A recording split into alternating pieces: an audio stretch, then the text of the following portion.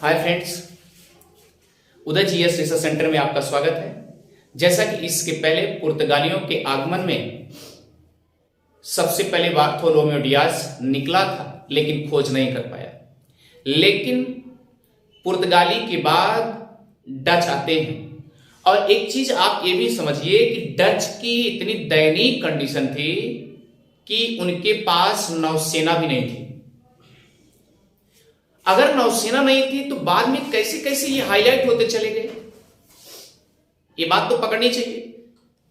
क्योंकि इसके पहले हमने पहले वीडियो में बता दिया था कि पुर्तगाल जो है यूरोपीय कंट्री में पुर्तगाल और स्पेन सबसे ज्यादा आगे बढ़ रहे थे। उस समय डच ऐसी कंडीशन नहीं थी। अगर डच की कंडीशन होती तो शायद स्पेन की जगह डच का नाम होता या पुर्तगाल की जगह डच का नाम होता। ये बात सत्य है। दूसरा कंडीशन, अगर इतना कोई लाचार है, जिंदगी में अगर कोई लाचार है तो कैसे विकसित हो सकता है। और दूसरा कंडीशन ये भी ध्यान दीजिएगा कि अगर पुर्तगाल को कोई भगाता है, कोई दबाता है, कोई बड़ा इंसान अगर दबता है तो छोटा इंसान दबाता है, इसका मतलब वो कितना विकास किया होगा आगे चल के। तो यही कंडीशन डचों की रही। आइए चलते हैं डच में, पहली चीज। और दूसरी चीज ये है, अगर आप डच पढ़ने चलते हैं, आप देखे ध्यान से, ये डच आपको मैपिंग में या मैप में आपको मिलेगा ही नहीं। इसका ओल्ड नेम अर्थात प्राचीन नाम जो था वह क्या नाम था? हॉलैंड था। अब इसी का डच का जो नाम है उसका नाम नीदरलैंड भी है। अब आप सुने क्या है? नीदरलैंड सुने। इतनी बात समझ में आ गई। इसका मतलब जो डच था पहले था, अब नहीं है। और डच का प्राचीन नाम हॉलैंड भी था। और अब जो जिसे पुकारा जाता है वह उसे क्या कहते हैं? नीदरलैंड कहते हैं। इतनी बात समझ में आ गई होगी। चलिए आगे की तरफ बढ़ते हैं। मैप से एकदम समझिएगा। जैसे मान लीजिए यहां पर पुर्तगाल है, यहां पुर्तगाल है। इसके आगे जाएंगे तो आपको मिलेगा स्पेन। इसके आगे जाएंगे तो आपको मिलेगा फ्रांस। इसके आगे जाएंगे तो आपको मिलेगा बेल्जियम। क्या मिलेगा? बेल्जियम। यहां बेल्जियम हो गया। अब उसके आगे जाएंगे तो यहां मिलेगा आपको नीदरलैंड। आप मैप में जाएंगे, जब भी जाएंगे, अभी मैप भी बनाएंगे। अब नीदरलैंड से आप ऐसे पूर्व और ये पूरब और ये दक्षिण में जाएंगे तो यहां आपको मिलेगा जर्मनी। इतनी बात समझ में आ गई। इसके उत्तर में उत्तरी सागर है। इसके उत्तर में उत्तरी सागर है। और याद रखिएगा बेल्जियम की राजधानी ब्रुसेल्स है। ब्रुसेल्स। और फ्रांस की राजधानी पेरिस है। और स्पेन की राजधानी मैड्रिड है। और पुर्तगाल की राजधानी लिस्बन है। अब सोचिए सर जी ये आखिर लिखे क्यों है? क्योंकि याद रखिएगा कि जब भी अधिकार किसी पे जमाता है तो सबसे पहले जो मेन फोकस जिसका जहां रहता है उसी को कब्जा जमाने का प्रयास करता है। इसका मतलब कि जब भी नीदरलैंड कुछ भी करता होगा तो सबसे पहले टारगेट किसको बनाया होगा? लिस्बन को टारगेट बनाया होगा। इतनी बात समझ में आ गई। चलिए अब आगे देखिए। यहां पर आपने नीदरलैंड देख लिया, यही है डच, यही है हॉलैंड। क्लियर? पहले के जमाने में यह नीदरलैंड इतना कमजोर था, इतना कमजोर था कि अपने आप में यह समझिए कि स्पेन जो सबसे अर्थात पुर्तगाल से भी ज्यादा हावी विकसित स्पेन था। पुर्तगाल के स्पेन के कब्जे में पुर्तगाल भी था, स्पेन के कब्जे में नीदरलैंड भी था। अब अंदाजा लगाइए कितना कौन जबरा था, कौन सा ताकतवर था, कौन शासन बढ़िया चलाता था। इतनी बात समझ में आ गई। इसका मतलब स्पेन के कब्जे में नीदरलैंड भी था, स्पेन के कब्जे में पुर्तगाल भी था। और नीदरलैंड वाले क्या करते थे, पहले जमाने में मसाला कहां से खरीदते थे, यही लिस्बन से खरीदते थे। नीदरलैंड के लोग सबसे पहले मसालों का व्यापार लिस्बन, पुर्तगाल की राजधानी लिस्बन से करते थे। अब आप अंदाजा लगाइए क्यों करते थे, कंडीशन क्या थी। क्योंकि उस समय पुर्तगाल के पास अच्छी नौसेना थी,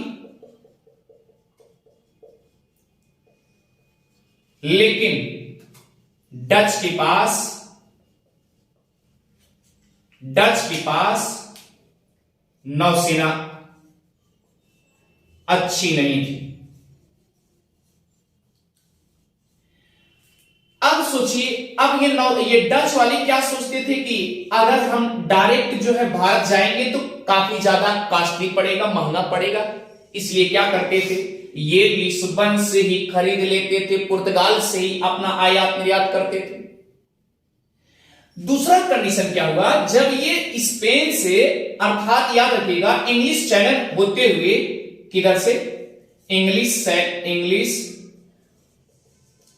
चैनल होते हुए ये कहां पहुंचते थे,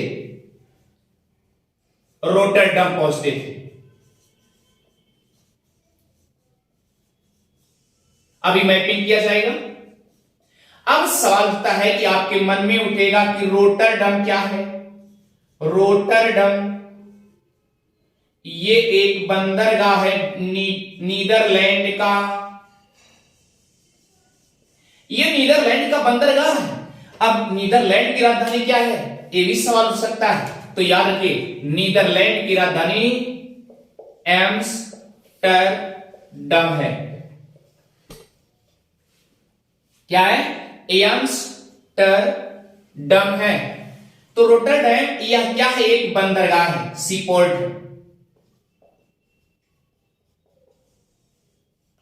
अब सवाल उठता है यह रोटरडम कहां अवस्थित है। यह ध्यान दीजिएगा, यह राइन नदी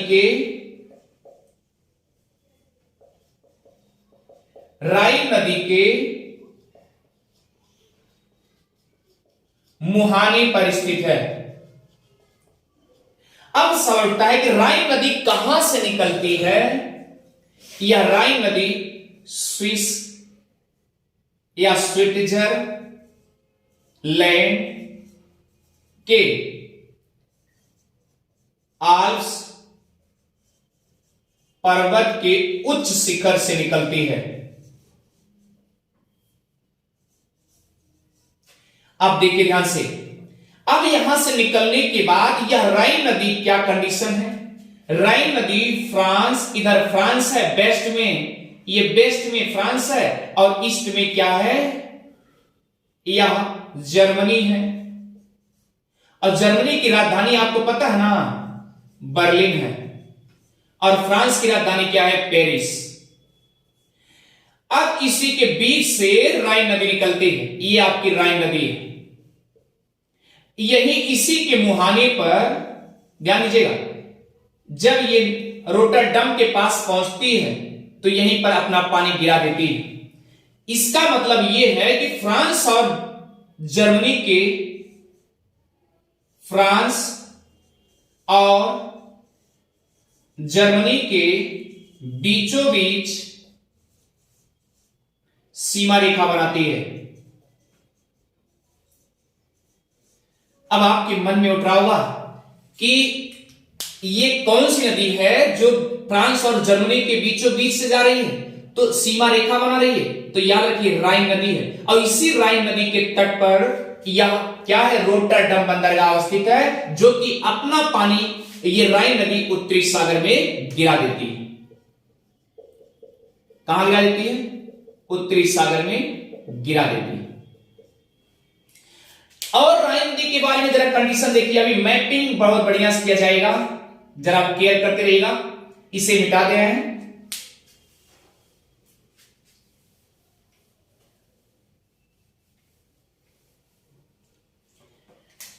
राइन नदी की क्वालिटी क्या है? राइन नदी यह एक, आप ये कह लीजिए पूरे यूरोप के व्यस्ततम बंदरगाह, व्यस्ततम नदी कह लीजिए, व्यस्ततम नदी। अगर राइन नदी व्यस्ततम नदी है, इस पे कौन सा बंदरगाह है? तो रोटरडम है। इसका मतलब कि रोटरडम भी अपने आप में व्यस्ततम बंदरगाह होगा, व्यस्ततम बंदरगाह होगा।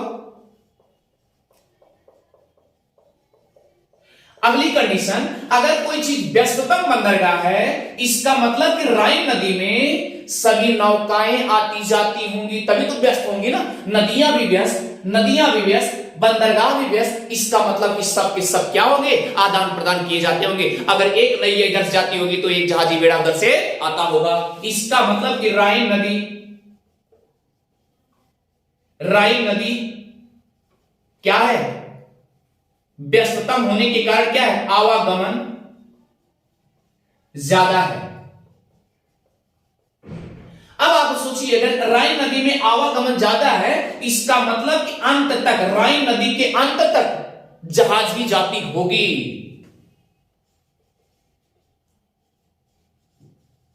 के अंत तक जहाजी बेड़ा या जहाज जाते होंगे।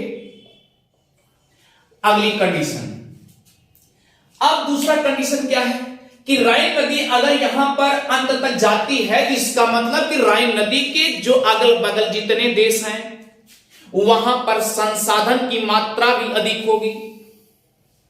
सही बात। आगे देखिए, राइन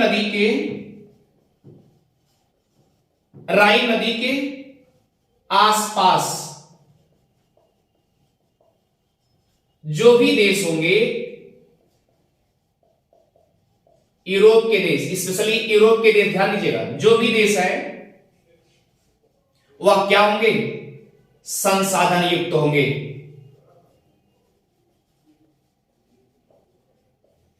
अब सोचिए, इतनी बात केवल राइन नदी के बारे में। अगर आप देखिए, ध्यान दीजिएगा, ये यूपीएससी क्वेश्चन पूछा भी है, यूपीएससी में क्वेश्चन पूछा हुआ है राइन नदी के बारे में, इसीलिए मैं उठा दिया। और एक कंडीशन ये भी मैंने बताया कि यह फ्रांस और जर्मनी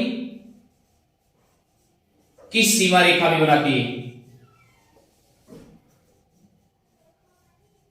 आइए चलते हैं। अब एक तरफ से पहले मैपिंग, तब डच नीदरलैंड की कहानी क्या थी, इसको देखिएगा। आइए मैपिंग से,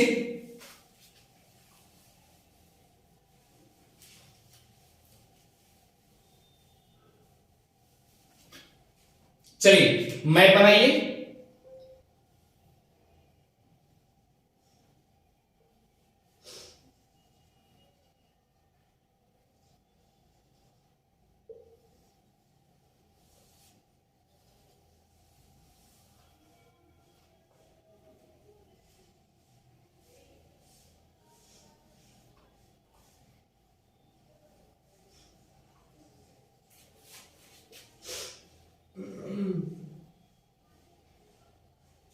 ध्यान दीजिएगा, ये आपका पुर्तगाल है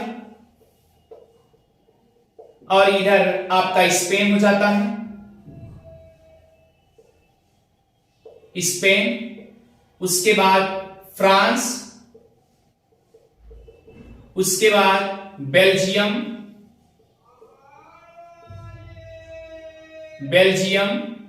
उसके बाद ये आपका यहां पर पड़ेगा आपका क्या, नीदरलैंड। ये नीदरलैंड हो जाएगा। दूसरा कंडीशन, इधर आप जाएंगे, ये वाला एरिया आपका टोटल लगभग जर्मनी का पड़ जाएगा। किसका पड़ जाएगा? ये एरिया टोटल लगभग जर्मनी के पड़ जाएंगे। और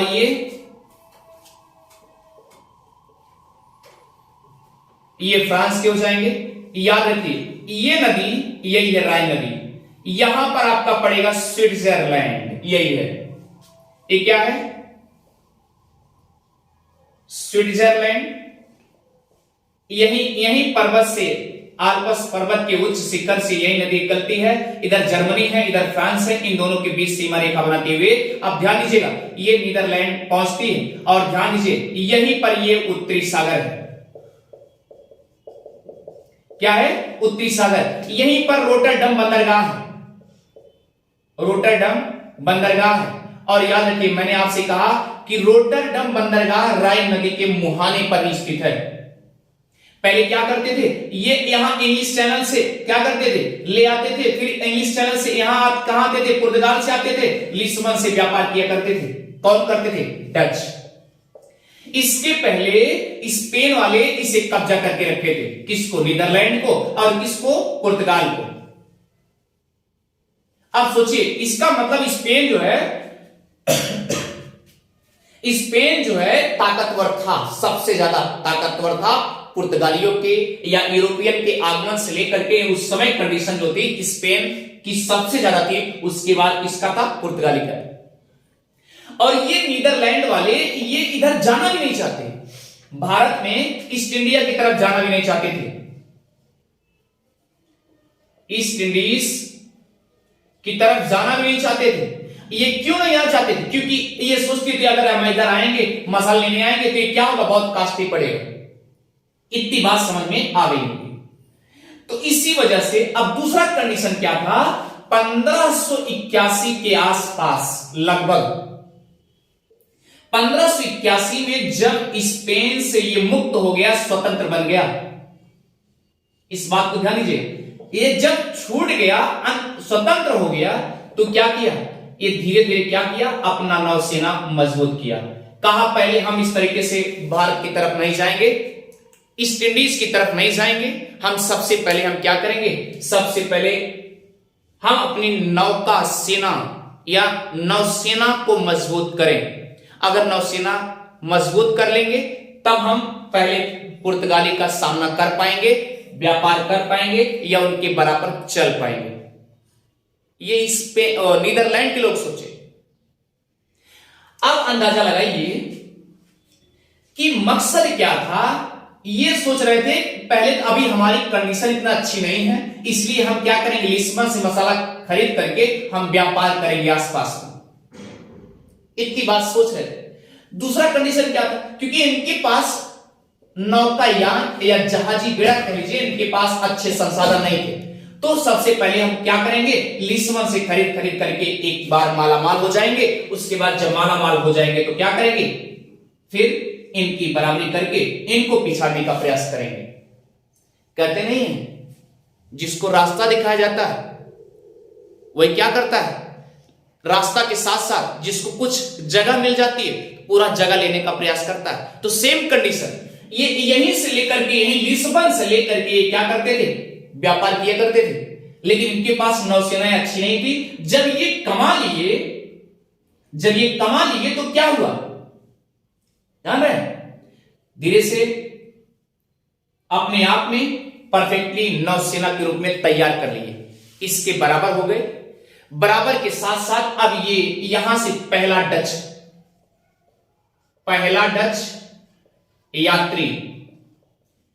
यात्री के रूप में आता है, गवर्नर के रूप में नहीं आता, यह भी याद रखिए, नाविक के रूप में आता है, एक प्रकार से व्यापारी के रूप में आता है।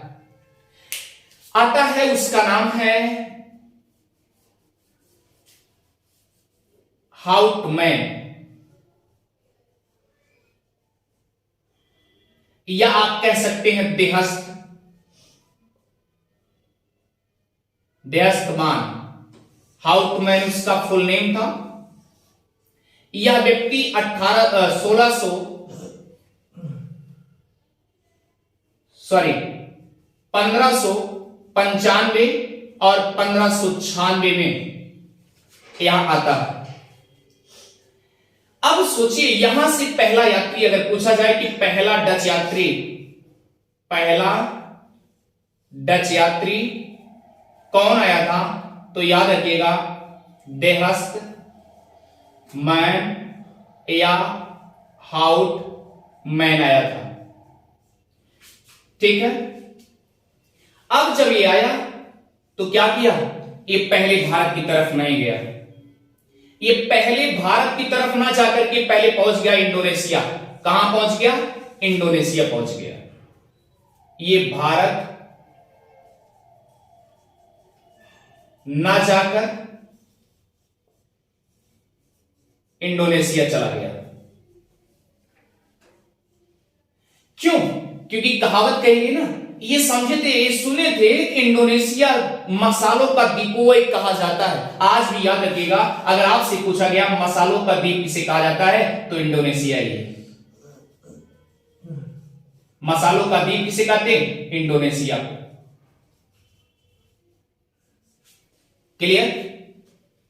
यानी कि भारत ना आकर के डायरेक्ट कहां पहुंच गए? इंडोनेशिया चले गए। और जब इंडोनेशिया चले गए तो क्या हुआ? इनका दिमाग ये चल रहा था कि हम भारत जाए, क्योंकि यहां पर पुर्तगालियों का कब्जा तो हो ही चुका है। इसे कब्जा करने में आधिपत्य जमाने में हमको टाइम लगेगा, तब तक हम और लाचार हो जाएंगे किसी तरीके से अगर आ भी गए तो। इसलिए सबसे पहले इधर का कब्जा हम जमा लेते हैं। तो ये क्या किया? 1602 में क्वांटम नामक स्थान पर इन्होंने कब्जा जमा लिया।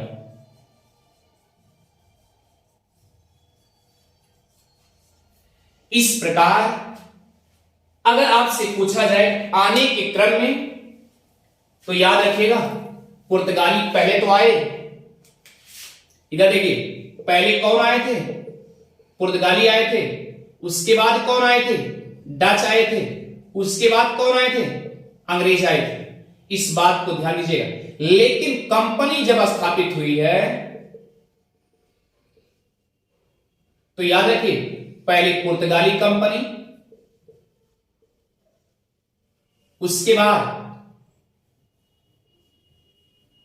क्योंकि इनका 1503 कंपनी है और इनका याद रखिएगा 1602 में डच कंपनी और अंग्रेज का 1600 में अंग्रेजी कंपनी। तो याद रखिए कि अब अगर इसका मतलब क्यों ऐसा हुआ, आने के क्रम में तो पुर्तगाली आए, उसके बाद डच आए। तो मैंने बता दिया ना कि ये नीदरलैंड से निकले, लेकिन ये भारत ना जाकर के चले गए। कहां पे? इंडोनेशिया चले गए। और इसीलिए इनको जब यहां चले गए तो यहां इनको क्या हो जाएगा? टाइम लग जाएगा। वहां से फिर यहां कंपनी स्थापित करने में टाइम लगेगा। तब तक क्या हुआ था? अंग्रेज आ चुकी थी, आ गई। 1600 में क्या कर दी थी? अपनी भी कंपनी स्थापित कर दी। इतनी बात समझ में आ गई होगी। और जब याद रखिएगा कि पहला कंडीशन तो ये इसे मिलान करके साथ साथ लेके चलेगा। आने के क्रम में पुर्तगाली, डच, अंग्रेज, लेकिन कंपनी स्थापित करने में पुर्तगाल, उसके बाद अंग्रेज, तब डच को लिखिएगा। इस तरीके से आपका मैचिंग होगा। ये भी यूपीएससी में ही पूछा गया। अब तो मान लीजिए ये पीसीएस का हो गया है paper, public service commission question हो चुका है, अब यूपीएससी का नहीं रहा। ठीक है। अगर आपको वीडियो अच्छी लग रही है तो उदय जीएस रिसर्च सेंटर को सब्सक्राइब करना और शेयर करना कभी ना भूलें। कल की जो क्लास होगी डच को खत्म करते हुए हम चलेंगे ज्योग्राफी पर। ज्योग्राफी भी उठाएंगे, उसके बाद पॉलिटी भी चलेगी। तो लेकिन आप इसे सब्सक्राइब करते रहिए और शेयर भी करते रहिए। Thank you.